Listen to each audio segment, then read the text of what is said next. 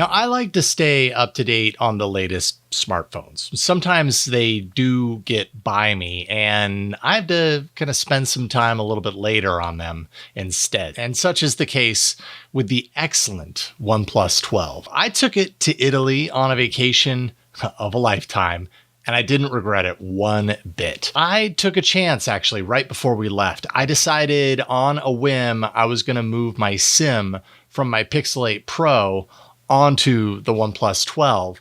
And really the chance that I'm making at that point, I'm going to this amazing country with all of these photo opportunities, going with my family. I want those camera opportunities to be just right. Would I be happy with the camera on this as my daily driver in Italy versus what I know with the Pixel 8 Pro? And I'm very happy to say that I was super pleased by the performance and the job that it did. I did also bring the Samsung Galaxy S24 Ultra, another phone that I'm reviewing. That experience is going to be shared in a separate video. But let's start with the design of the OnePlus 12. Now, OnePlus really stayed close to its design of the OnePlus 11. 11 is on the right, the 12 is on the left, and I'll talk about what you see right there here in a second. But you can see it's very, very similar. Obviously, the circular bump on the 11 is just maybe a little bit smaller, and there's other design touches here that are definitely different. But for the most part, the look and feel is very similar. That large round camera bump is a strong character of the look of this device, though you can see, like I pointed out, it makes it a little bit of a target if you happen to drop it. I do love the texture on the back. It gives a nice differentiation between the shiny qualities that you see up here on the camera bump and then that matte finish. It doesn't necessarily make it less slippery, so keep that in mind, as evidenced once again by the fact that I have that little broken piece of the camera bump. The curvy quality, I would say, is a bit of a challenge. I used this phone a lot on the trip as a camera. Holding the camera with the curves on the phone can be a little bit of a challenge. The curvy quality makes it, kind of slippery, a little bit less easy to hold on to when you're in camera mode. But I got used to it mostly over time. And then not to mention the actual display has a curvy quality too. That poses another problem, which I'm going to talk to here in a moment. Haptics are excellent, man. I love the feel of the haptics, and I'm a real sucker for nice, solid, snappy haptics when you feel them. I hate the cheap, kind of empty, hollow feeling haptics, and here you get a nice, tight haptic kick. Overall, it's a very beautiful phone. Now, we were all over the map on our trip. And like I said, this phone is pretty slippery for the most part, without a case especially. I am very proud that throughout the course of the entire 3 weeks we were gone, 3 weeks actually doesn't sound that impressive, but for the entire trip where we were going all over the place, all sorts of dangerous territory for a phone to fall and break, I never once dropped it. But literally last night at a concert, it slipped off my lap. It fell on the concrete, and that's why I have this cracked camera bump right here. It got a little scuffing right up there. The concrete that it fell on was really rocky concrete. It wasn't smoothed out. So when it landed, it was almost certain to land on a rock, and, the outer edge of the camera bump wasn't going to protect it from that. So I understand why it happened. It's a bummer that it did. And honestly, when I saw how it landed, I'm pretty impressed that more of this backing didn't, end up getting a big crack through it. It was just isolated to the camera bump right up there. So I suppose that's a win. As for the display, okay, so this is a 6.8 inch QHD plus AMOLED display, 120 hertz refresh on this as well. Solid outdoor brightness. When you're outdoors, I feel like it gives me very ample brightness, 4,500 nits actually, depending on what is showing on the screen at any time. You can't control that specifically. It just really depends on what is showing. It's also protected by Gorilla Glass Victus 2, so perhaps that saved it last night. But those curvy sides, man, when I'm holding the device with one hand like I'm doing right now, and then tapping with another, sometimes it would work great. Other times, I couldn't quite interact with it the way that I needed to. The only way to do that was for me to really move my fingertips to the outside edges so that I wasn't wrapping around in any way, shape, or form.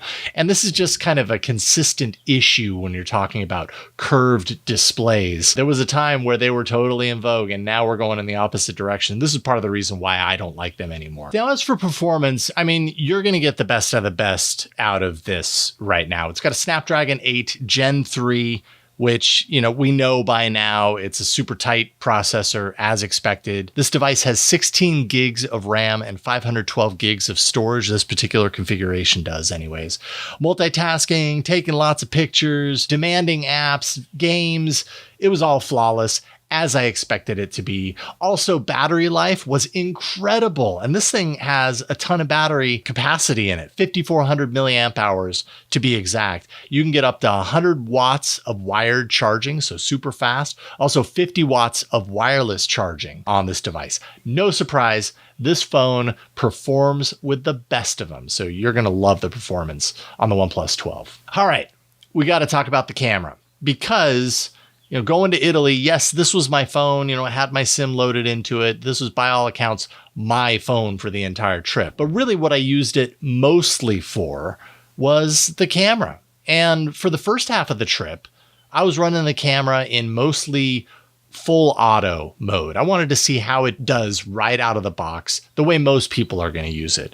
It has the 50 megapixel with an f1.6 aperture on the back here, which did so well. I put this camera through its paces. A lot of really challenging shots, a lot of low light shots. I'm also a fan of optical telephoto lenses, and this has a 3x telephoto that was bang on when I really needed it. Now, about halfway through the trip, I switched on HEIC mode, and I just went into settings. If you go in here, you find this 10-bit color mode.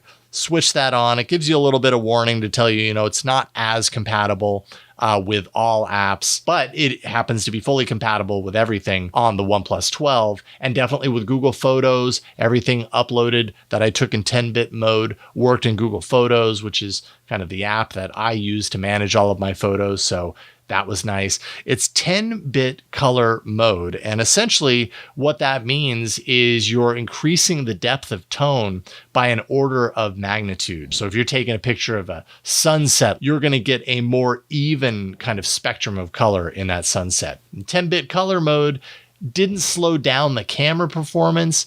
I was just taking pictures like normal. Once I turned it on, I kind of forgot that I had it on, even though it gives you the little bit of the call out once you do. If I've got it running, and then I go into my photo mode, it says right up at the top there, 10-bit color. I didn't have any compatibility issues with it. I was really happy with the output. It works, by the way, in all modes except portrait mode.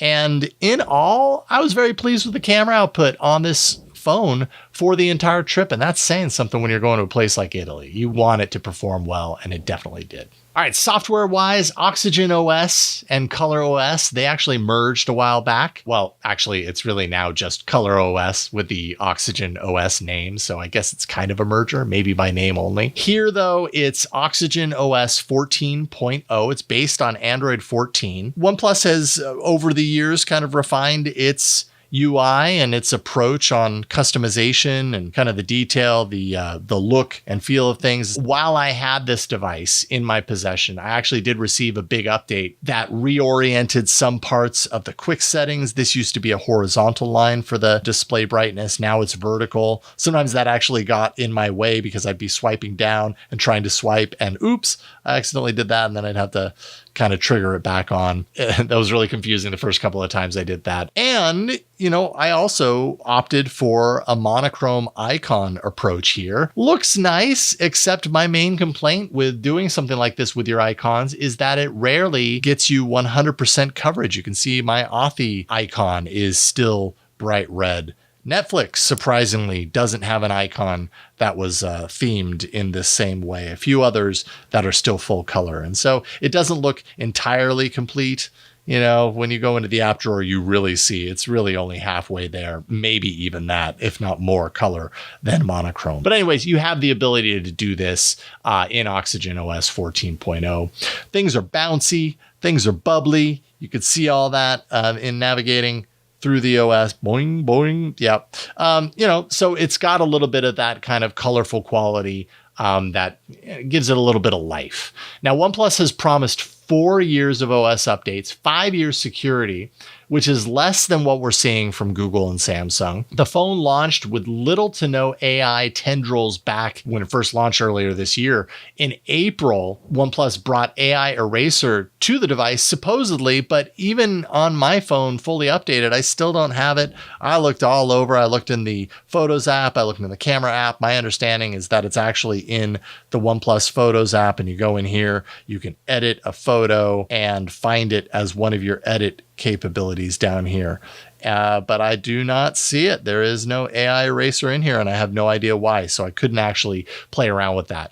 Needless to say, OnePlus is not, at least at this stage, all in on the AI race, but I guarantee you it's coming. Depending on how you look at it, that's either a blessing or a curse. Overall, even though the OnePlus 12 is now around 5 months old, I still consider it a top tier smartphone that's worth considering. A big reason for its success is that it offers so much for so little. $800 currently. That is not a whole lot for what you get on the OnePlus 12. So incredible specs, very competitive price. I'm happy that the OnePlus 12 was my companion in Italy, and I'm sad to see our time come to an end, but we'll always have the memories and the photos. Leave a comment down below if you have a OnePlus 12. Let me know what you think of it at this point, especially after a few months of living with it. Are you happy with what it's delivering? And what is it missing? I want to know. Leave a comment. And thank you so much for watching. I'll see you next time.